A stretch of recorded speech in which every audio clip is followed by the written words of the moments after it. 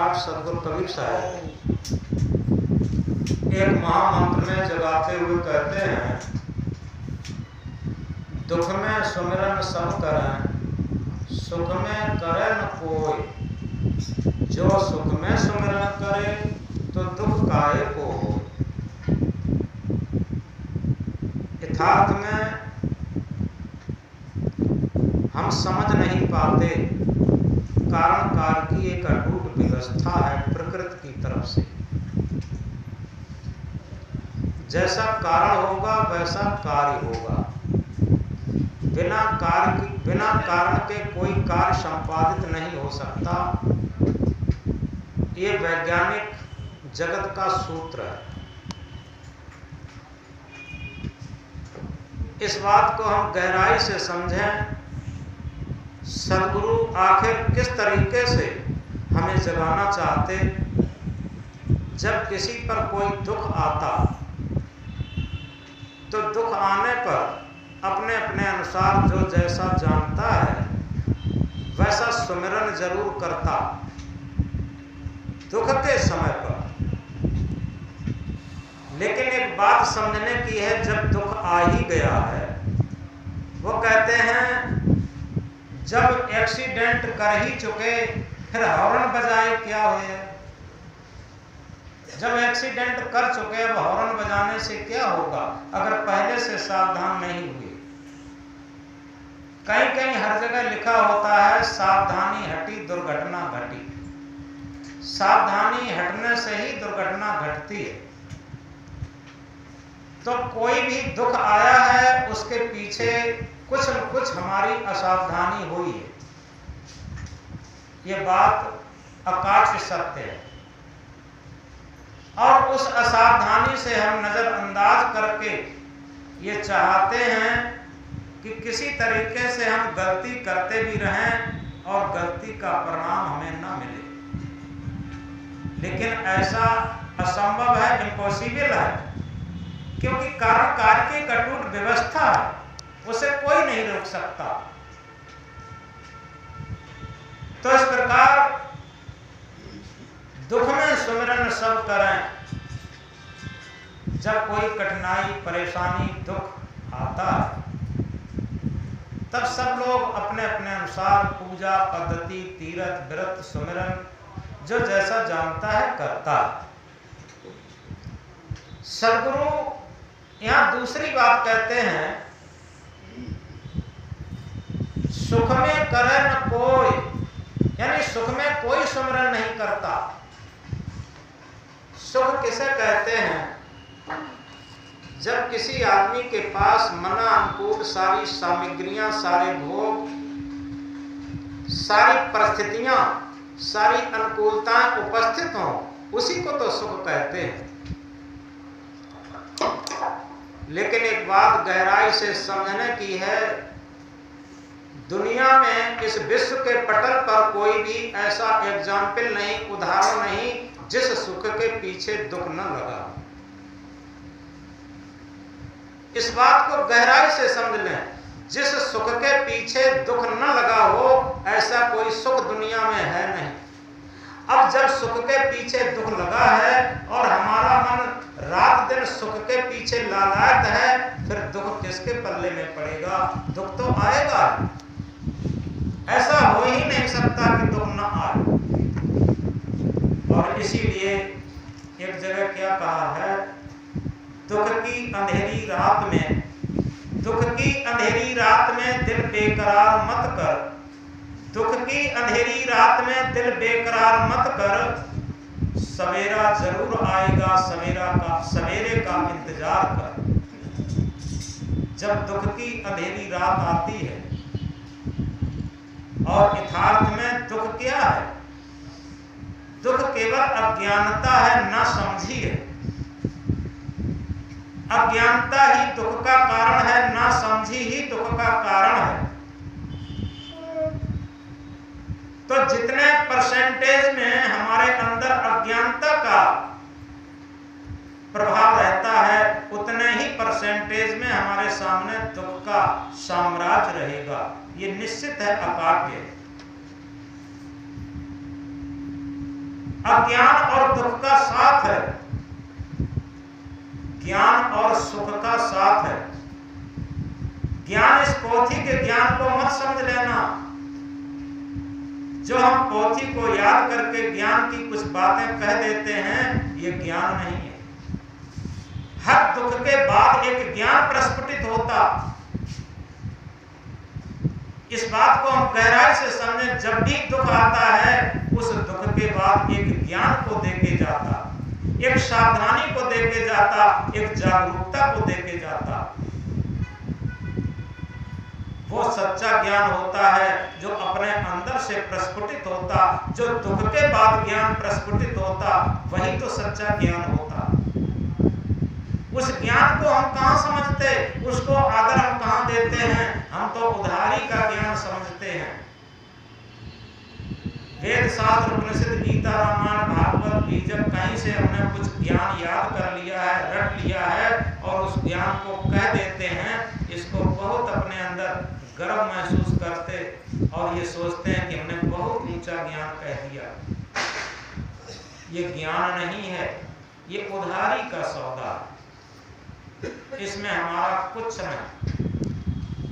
हमारा ज्ञान वही है जो हमारे ऊपर जब भी दुख पड़े और दुख में सावधानी के बाद जो हमारे अंदर ज्ञान पैदा होता है, ज्ञान जागृत होता है, वो हमारा सच्चा ज्ञान होता है।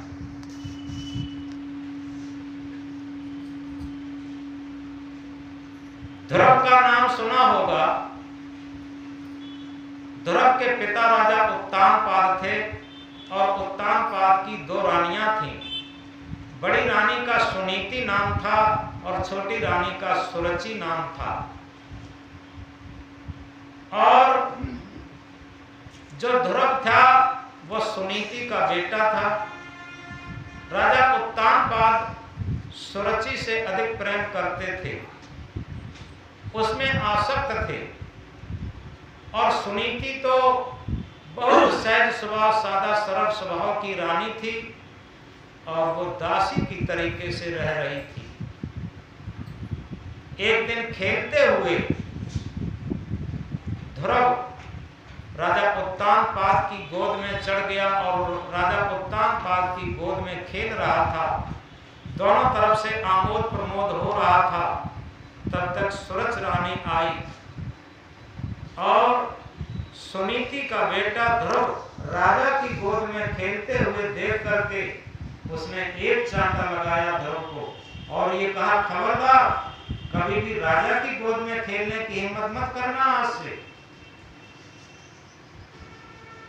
अब ध्रुव रोता हुआ घर गया, अपनी मां से कहा। क्या कहा कि मां एक बात बताओ, राजा की गोद से और राजा की गद्दी से कोई बड़ी चीज है क्या? मां ने कहा, हाँ बेटा, राजा की गोद और राजा की गद्दी से एक बड़ी चीज है, आत्मा परमात्मा की गोद। आत्म परमात्मा की स्थिति, आत्म परमात्मा का ज्ञान, ये राजा की गोद और राजा की गद्दी से बड़ी चीज है। अब एक बात समझने की है यहाँ पर। 5 वर्ष का बालक ध्रुव, उसके अंदर ये ज्ञान कहां से आया? क्या वहां पर कोई पोथी पढ़ी जा रही थी? क्या वहां पर कोई पूजा पाठ किया जा रहा था? ये ज्ञान उसके दुख से आया। अगर वो चाहते का उसे दुख ना हुआ होता तो ध्रुव को ये ज्ञान नहीं आता कि राजा की गोद और राजा की गद्दी से भी बड़ा कोई ज्ञान क्या होता। और 5 वर्ष का बालक अपनी भजन साधना तपस्या सुमिरन के लिए निकल पड़ा। तो वही तो सदगुरु कहते हैं, सुख में सुमिरन दुख में सुमिरन सब करें। ये कहां से सुमिरन निकला? ये दुख से निकला और धर्म का ही नहीं निकला।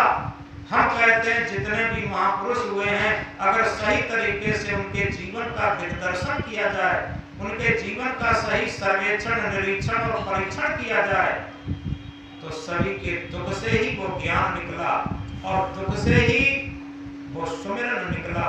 जिस सुमिरन और ज्ञान और भक्ति के बल पर वो विश्व के इतिहास में स्वर्ण अक्षरों में अंकित हुए और आज भी विश्व के अधिकांश लोगों के हृदय में विराजमान है। वो किसके द्वारा हुए? वो उसी दुख की बलिहारी है। इसी से सटा हुआ सदगुरु दूसरा महावाक्य क्या कहते हैं? इन दोनों वाक्यों की बिल्कुल समरसता है, सामंजस्यता है। क्या कहते हैं? सुख के माथे सिर पड़े, नाम हृदय से जाए, बलिहारी व दुख की पल पल नाम रटा। इस बात को हम गहराई से समझें। जो सुख में इठलाते नहीं, वो दुख में कभी बिलखाना नहीं पड़ता। एक सूत्र है। जो सुख आने पर बहुत इठलाते, बहुत इठला के चलते हैं, उनको दुख में बिलखना पड़ता। और जो सुख आने पर दूर से उस सुख को देखते हैं और सोचते हैं ये दुख स्थायी नहीं है। कोई भी सुख आज तक स्थायी नहीं रहा, इसके पीछे जरूर कहीं न कहीं दुख लगा हुआ आ रहा होगा। ये क्या कहां से आता? ये विवेक से आता। विवेक यहीं से प्रस्फुटित होता कि हम इस बात को गहराई से समझ लें। हमारे पास कितनी भी मन की अनुकूलता हो, कितना भी हमें सुख हो, लेकिन हम ये सोचे रहें ये सुख हमेशा नहीं रहेगा, इसके पीछे लगा हुआ दुख भी आएगा।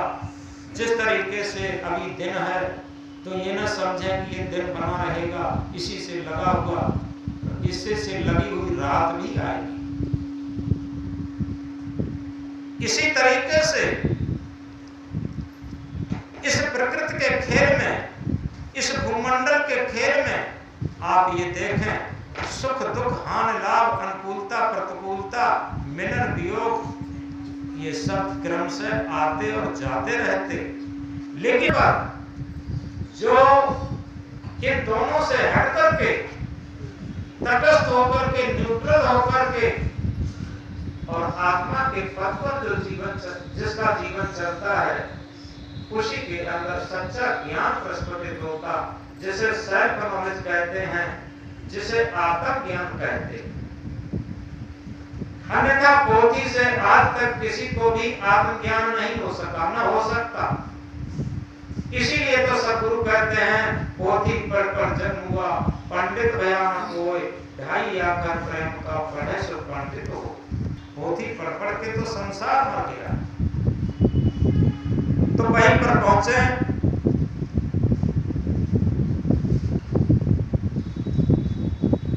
दुख में सुमिरन सब करें, सुख में करे न कोई। आगे सदगुरु क्या कहना चाहते हैं? जो सुख में सुमिरन करे तो दुख काहे को। जब हमारे पास मन की अनुकूलता हो, जब हमारे पास हर तरीके का सुख महसूस होता हो, तो हम क्या करें?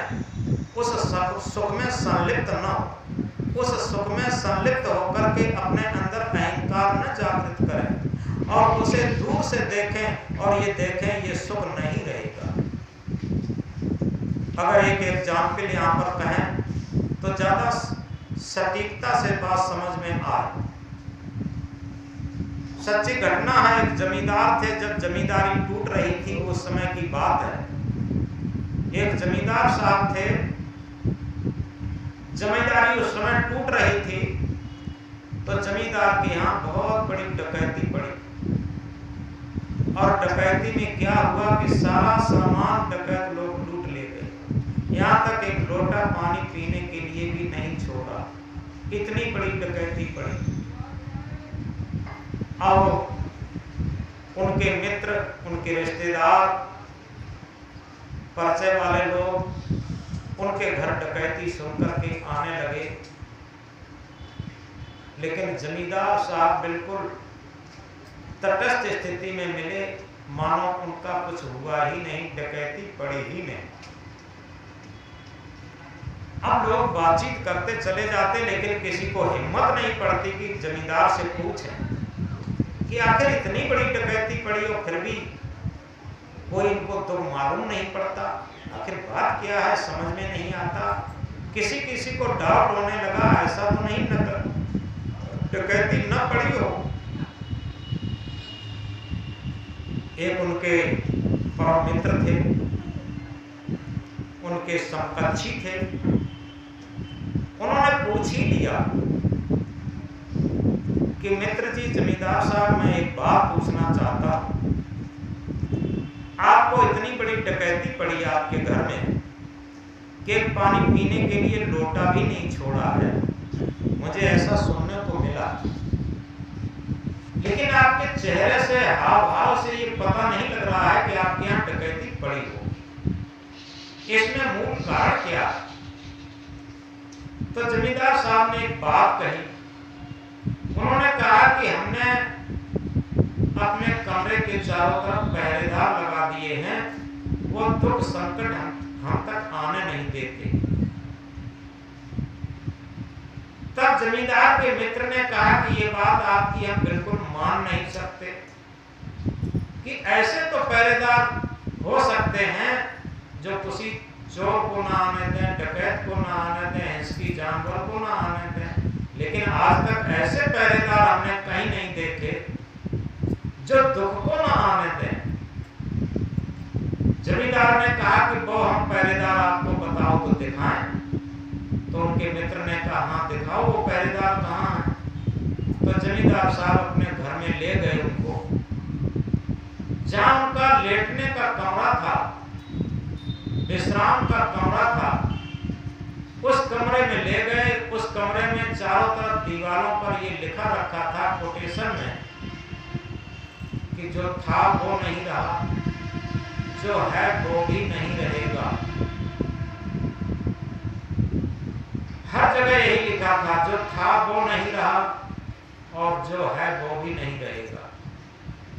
यानी किसी दिन जमींदार थे, वो जमींदारी नहीं रही। अब दुख संकट की घड़ी आ गई, ये दुख संकट की घड़ी भी नहीं रहेगी। ये पहरेदार जगह जगह कोटेशन के रूप में उन्होंने अपने कमरे के चारों तरफ अंदर बाहर लिखा रखे थे। उन्होंने कहा ये पहरेदार ऐसे हैं, हम तक दुख नहीं आने देते।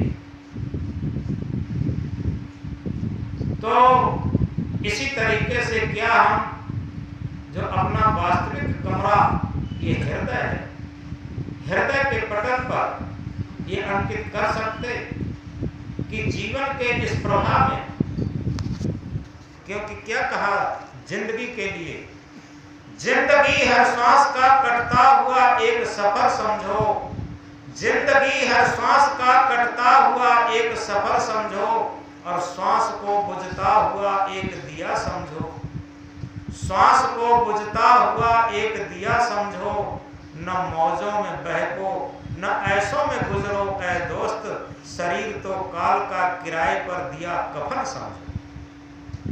जिंदगी हर श्वास का कटता हुआ एक सफर समझो। ये जिंदगी एक सफर है, जो हमारी एक एक श्वास आ रही है वो अंतिम मृत्यु की, जो वास्तविक मृत्यु की बेला है, वो हमारा लक्ष्य है। उस तरफ हमारा जीवन का सफर चल रहा है, मृत्यु की तरफ। मृत्यु की तरफ ही हमारे जीवन का गंतव्य मार्ग है। हम समझ नहीं पाते। तो इस जिंदगी के सफर में ये कहा है, जीवन तो एक दरिया है, सुख दुख तो इस किनारे हैं। जीवन दरिया के सुख दुख तो किनारे हैं। सुख भी तो हमारे हैं, दुख भी तो हमारे हैं। इस जीवन दरिया के सुख दुख तो किनारे हैं। अब बताओ, जीवन है तो सुख दुख रहेगा, क्योंकि सुख और दुख दोनों किनारे हैं। ऐसा हो ही नहीं सकता कि सुख रहे और दुख न रहे। यह सब प्राणियों का व्यामोह रहता है, मन का मोह रहता है। सुख को तो चाहते हैं लेकिन दुख को नहीं चाहते। और ये एक बात अटल तरीके से बताते हैं, आज के विचारों में भी लिखा है, जिसका मन अधिक सुख लोलुपी होता है और उसी को अधिक दुख के खंडक खाई में गिरना पड़ता है। ये सूत्र की बात है, अकाट नियम है। जिसका मन जितना सुख लोलुपी होता उसको उतना ही दुख के गहरी खाई में गिरना पड़ता। ये जीवन का सूत्र है। और जो साहस और शौर्य के साथ, हिम्मत के साथ परमार्थ, साधना, भजन, भक्ति, आत्मा के तल पर जीवन जीने के लिए कमर कसे रहता, यथार्थ में उससे दुख किनारा करता रहता। ये अकाट नियम है। तो इस प्रकार